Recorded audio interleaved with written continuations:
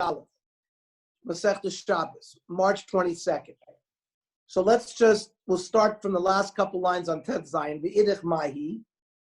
What's the other Gzeira of Beis Shammai? This time. Kol HaMetaltalin, Mevinas Atuma B'Oivei Amardeya. So what this means is the following.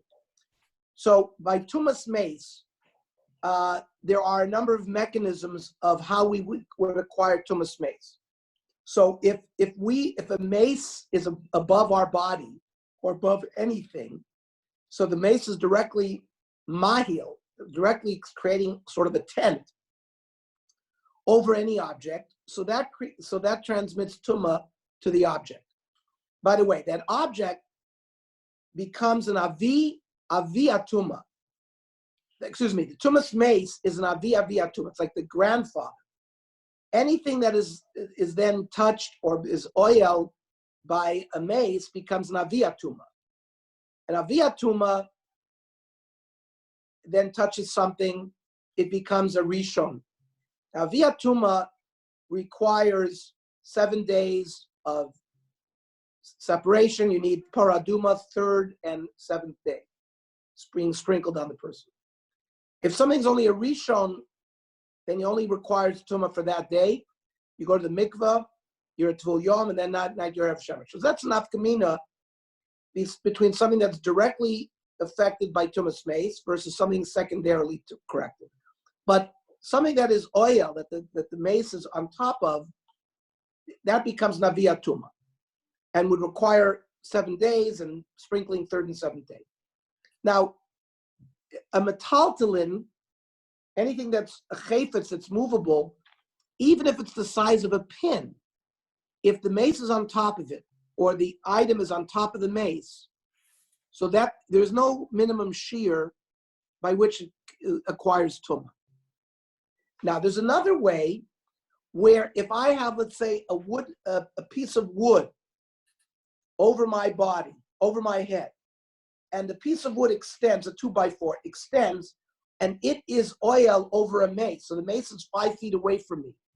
And there's a board on top of me that extends to the mace. So I also become tame. But I only become tame if the item is at least a tefach wide. If it's less than a tefach wide, it doesn't work.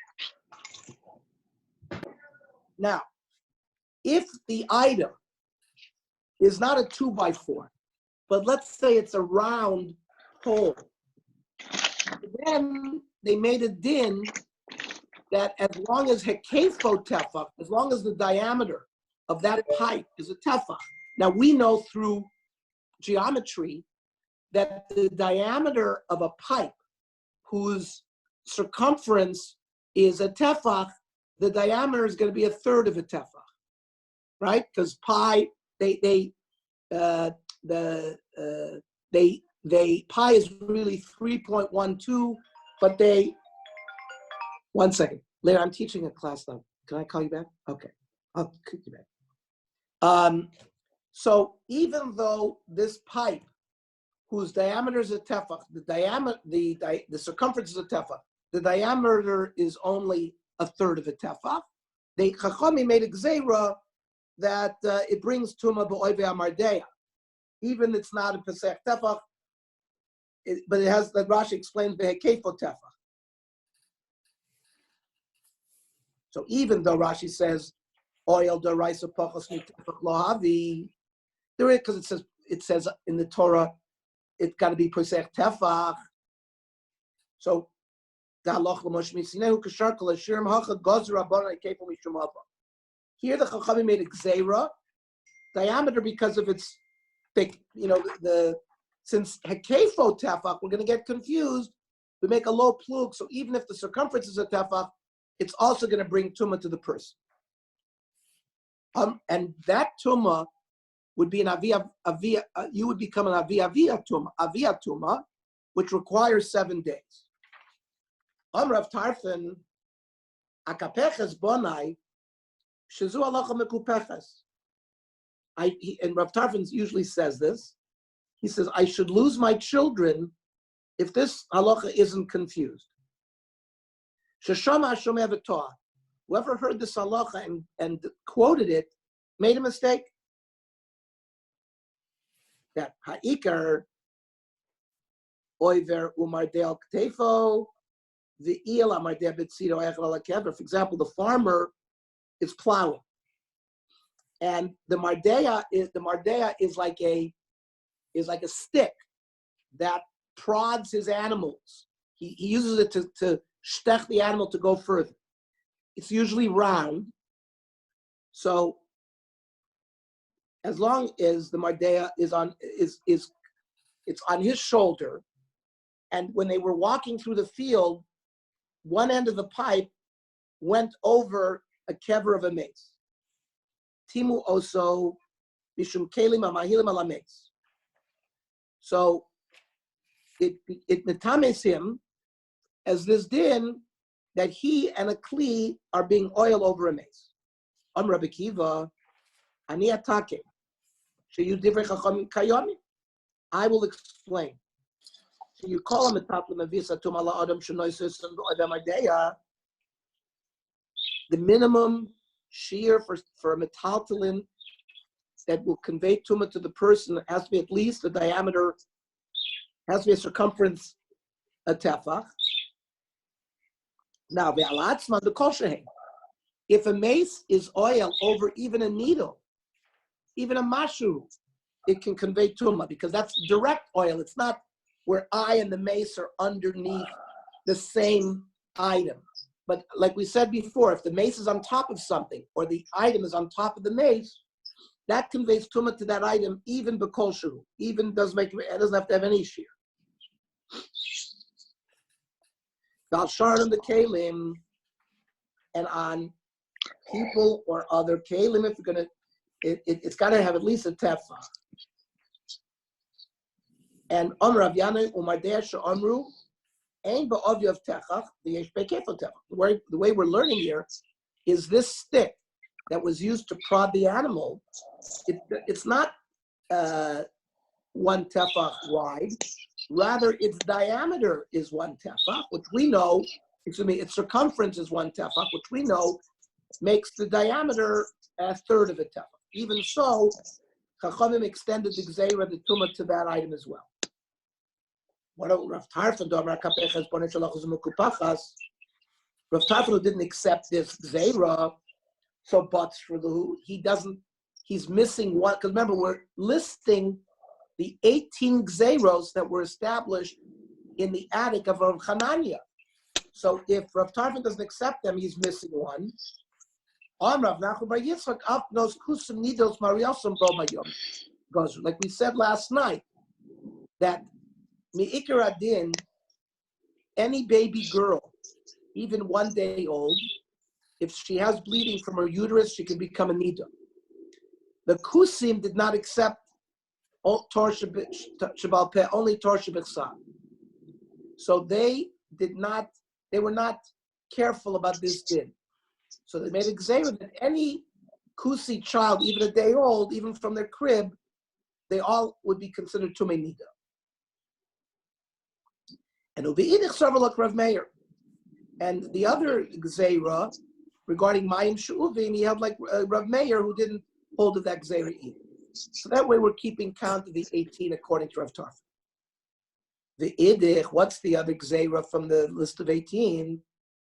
Is haboitzer lagas. Somebody is harvesting grapes for his wine press. Shamai oimer. So that we're talking about whether the wine that comes out of these grapes are going to be machshir, a dry food, to be makabel tumah.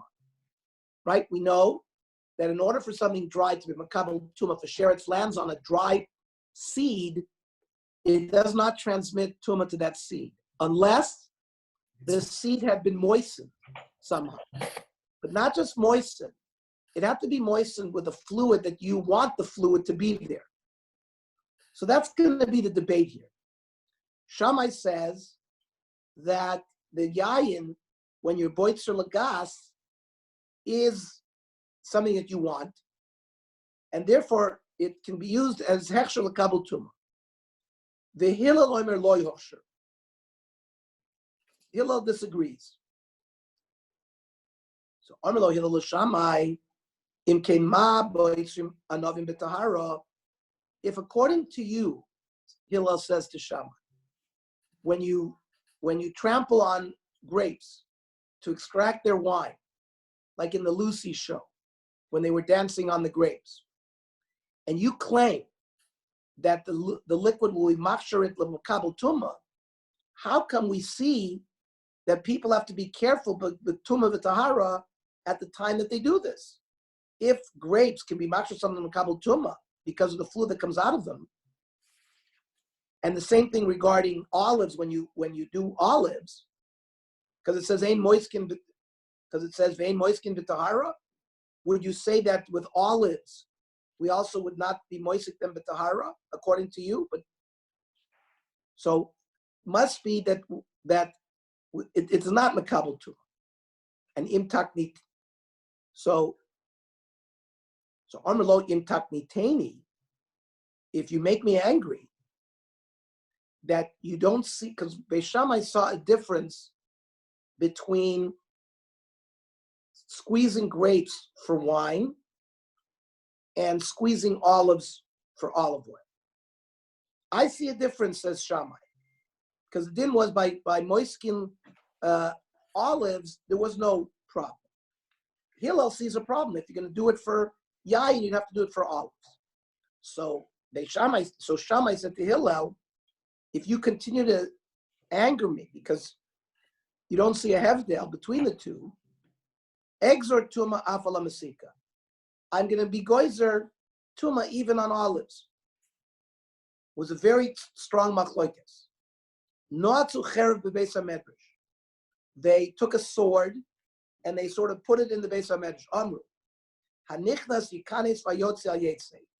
They said whoever's here is here, and you can't leave. They put them in quarantine.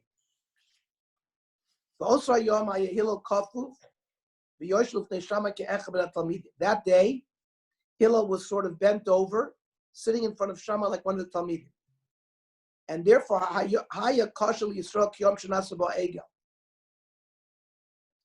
it was bad for Klal Yisrael like the day that they made the Egel, because Hillel was the Nasi, and he had to sit quietly in front of Shammai. And Shammai's verdict won out because they had enough votes that day that they were going to the Gozer Shammai v'Hillel, and Hillel had to accept it. But lo kiblu minay, the Talmidim and the Klal didn't accept the Gzeira. But also Talmidayu, later generation, the Talmidim of Shammai and Hillel were Gozer, the same thing, and they were Makabel. Now, why was it then that they made the Gzeira that wine that flows out of these grapes should be considered Hechshel Kabel Tum? Amar Zira Rav Chanina, Gzeira Shemiyivtzer Sanovim Bekupos Tmeos. Because you might load the grapes into Tomei Dika baskets, and then the Tumah baskets conveys Tumah to the fluid. So since that could happen, they anyways made a gzera that any fluid that comes out of the grapes, even before you put it into the basket, is already Tomei. So but that's only good according to the opinion that holds that if you put fluid in a vessel that's Tomei, so it's always considered as if it's there from his desire, and it's machsharit, even though he really never wanted the wine to sort of gather in the kli. But according to the person who says she'en kli tomei choishev mashkin, but according to Mandoma who says it's not so, then what's the reason for the gzeira? We're concerned that maybe they will harvest these grapes into baskets that are so waterproofed with pitch and tar that the wine has no way of leaking out of the kli. And therefore, the grapes that are sitting in there are going to be damaged by the gathering wine. And therefore, he's not happy that the wine is gathering there. He would rather have the wine flow out of there.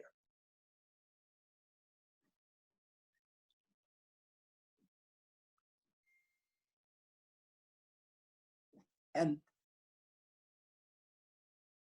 Rava Amar Gzeira Mishum Anoshchosh, that if these bunches of grapes were stuck together, and when they separate, the fluid's going to come out as well, and that's being done with the desire of the person as well. So that's another reason why we make the Gzeira. A person will visit his vineyard to see whether or not they've reached ripeness where you can harvest them. And he grabs a bunch of grapes, and the fluid that is bursting out of them is flowing over the grapes. And at the time they're harvested, the fluid is coming out, and he wants it.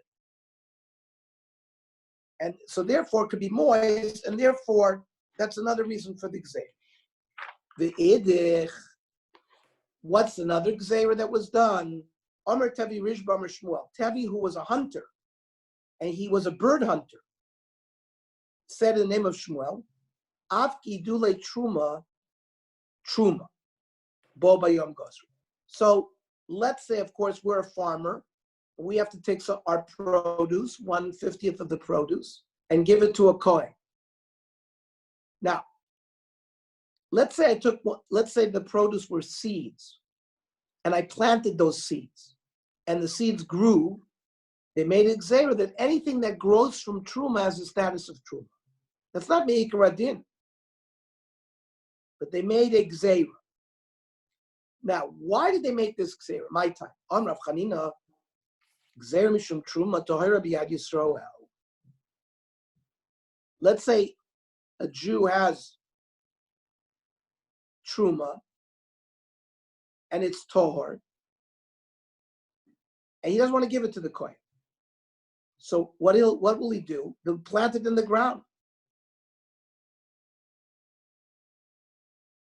So, because trying to get away from the concept, because even though when you plant a seed, the seed gets destroyed, and technically this should be the truma is batla mitoras truma. Chachamim made a gzeira to say that even when you planted truma, it remains truma. Otherwise, people would try to get away with not giving the truma to the kohen. Amarava, I understand. If you're worried that the Jews are not going to want to give truma to the kohen, then they won't be mafresh in the first place.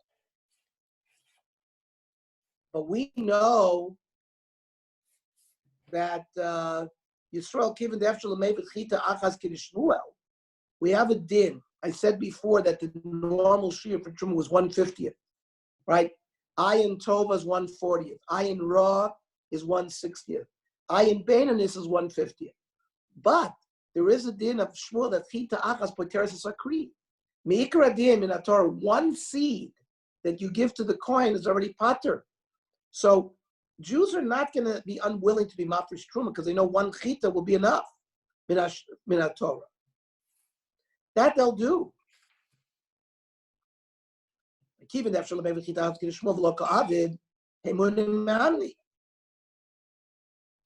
be neman to give truma.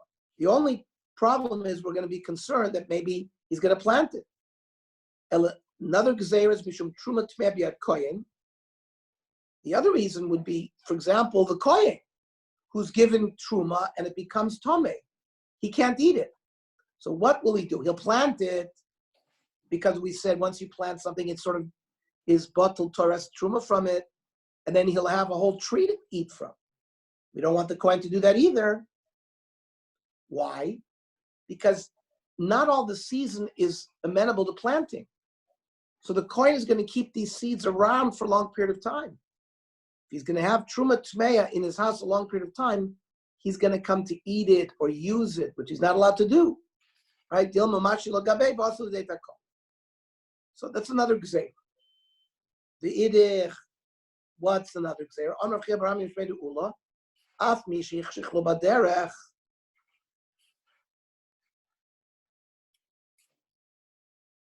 For example, a person goes out on Erev Shabbos, and he realizes he has his wallet in his pocket, and it's full of money.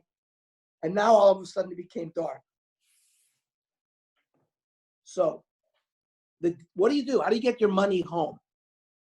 So Me'ikar Adin, we learned that if you walk Daled Amos B'Shus Rabim, you're going to be over for Hoitzah. But let's say I only walk 3 Amos, and then I stop. So I went Pachas Mikashir. So technically I could walk, stop, and bring my wallet home. However, Chachamim don't want you to do that lechatchila. They said give it to a goy who's walking with you, and he'll take it home for you. Better than you doing it pachas midalad amos. So that's another gzeira that was done in the attic of Beis Shammai. And if you don't have a goy walking with you, what happens? So then you can use the thing of going less than dalad amos. 3 amos stop. Those? You can use the 3 amos stop then, or what? If there's nobody to give a. Yeah, that's what Ernie just said. Or you can maybe hide it. Good luck. Yeah, they don't bring the halacha down here. I think it's going to be brought later on that it's better to put it down and cover it with a kli and not take it at all. But minat Torah, you would be allowed to do it. Minat Torah, you'd be allowed to do it. But it could be that the Chachamim are still goyzer that we don't do it. Unless, you could give it to a goy, but perhaps it's better not for you not to carry it. I don't see the halacha brought down here. But I'll bring it. I'll have to do my own research at our next time. The idich. What are the other gzeiras? Amar Bali Amar Avimi Sam V'So Piton B'Shaman V'Yenan U'Noseyen. So the fact that we're not allowed to eat bread that's baked by a goy, or dip our bread into oil owned by a goy, or that I'm not allowed to partake with wine from a goy, and I'm not allowed to have anything to do with their daughters. Kulam mishmona asur davarhein. These are also part of the 18 gzeiros. Hanichel Rab Meir, because he said that putting the kli underneath your rain spout, that's the 18th. Rashi says, Tisha de Pasli Truma, the Ein Koin Vein Poilin Hachat, so that's 11. Pashul Shiva. So then you have Tsinor, Umardeya, Ubnos Kusim, Uboitzer, Vigidulei Truma, the Nois and Kisa, Upitan Veshamam, Chada. So you have, that works for Rav Meir. El Rav Yosi, Shapsri Avin, you only have 17, because Rav Yosi didn't accept one of the previous ones. So, Ikahad Rav Acha Barada, Am Rav Acha Barada, Am Yitzvah, Gazra Pita Mishum Shamna.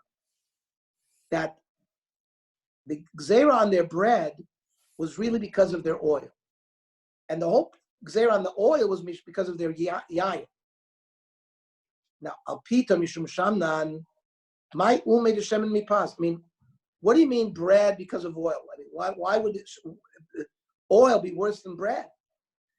Ella says the Gazra Piton B'Shamnan Mishum Yena. Rather, both gzeiros, the bread and the oil gzeiros, that we can't use goyish or things like that, is because of yayin.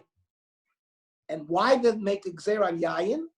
Mishum b'noseya, because they don't want us to take their daughters out on dates.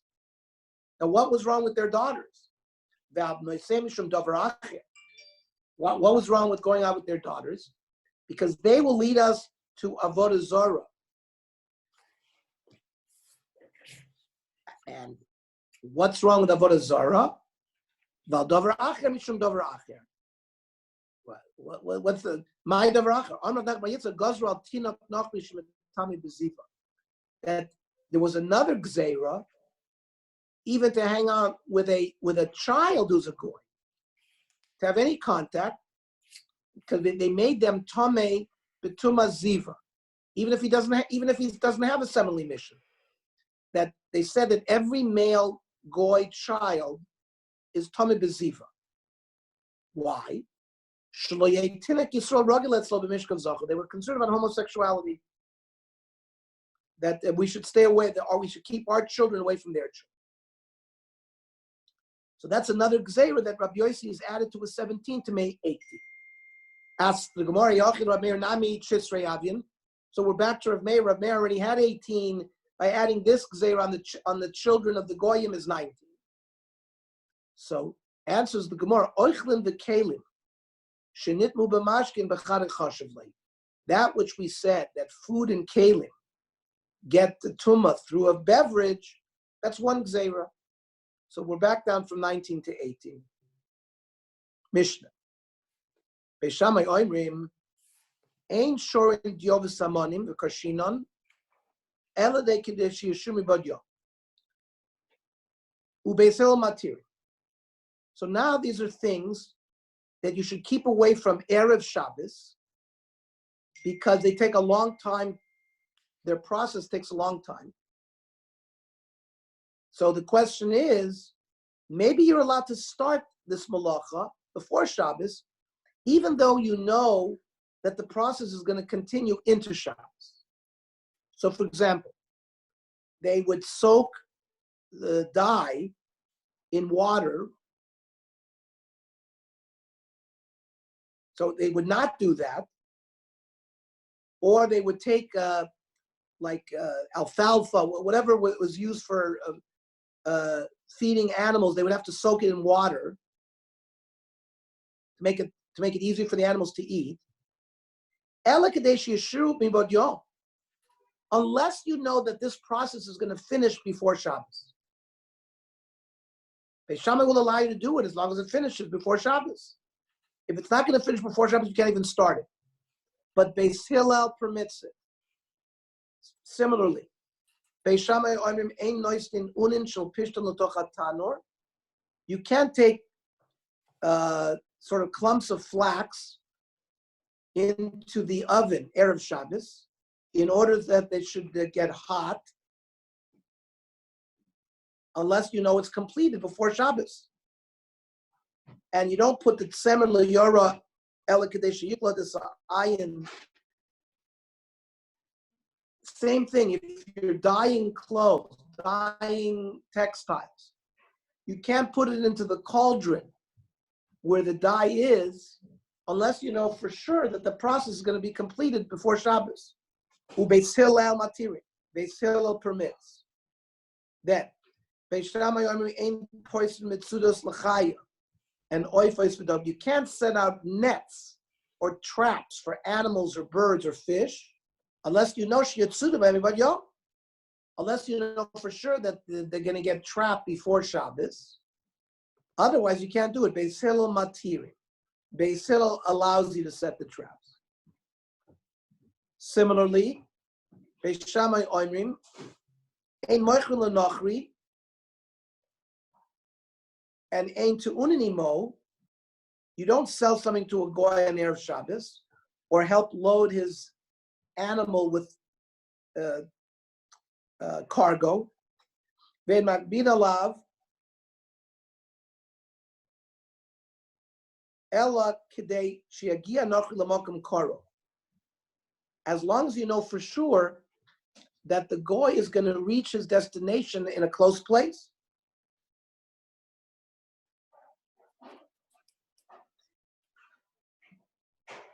And that the Jew should not participate in Chilul Shabbos, even though he's not doing anything. Right? The Jew's not doing anything. It's the Nochri that's doing it. The Nochri is not Mitzuv on Shabbos.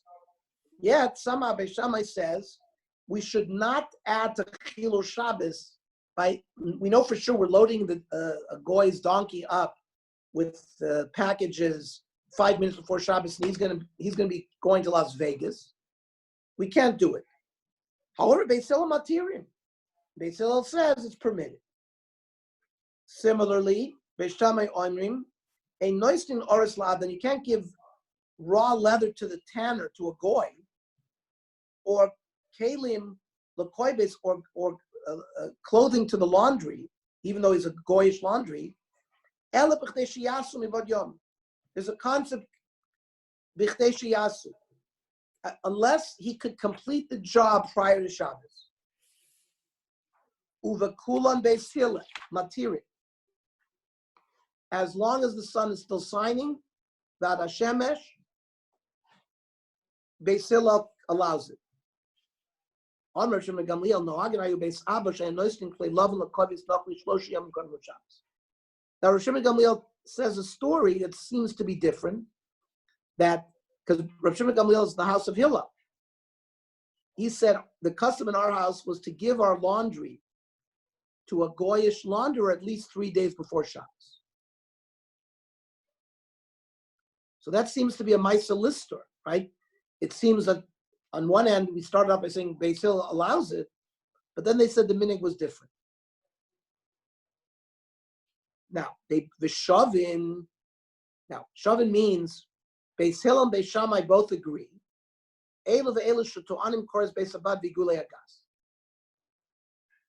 That they used to take a very heavy beam and they would place it on top of the olives in order for the beam to press on the olives and get rid of the olive oil. So you could put the koretz beis abad on top of the olives in Erev Shabbos, even though you know that the process of the weight pushing down on the olives are going to continue into Shabbos. Somehow Beis Shammai agrees to that. And the same thing regarding, in a wine press, if they're going to make like raisins or something like that, they were allowed to put this koretz beis abad there. We'll read Rashi on this issue. Why should there be a difference between the other cases? In this case, we'll save this for the next blot since we're now on Daf Yud Ches. So, gentlemen, have a good Sunday and a good week.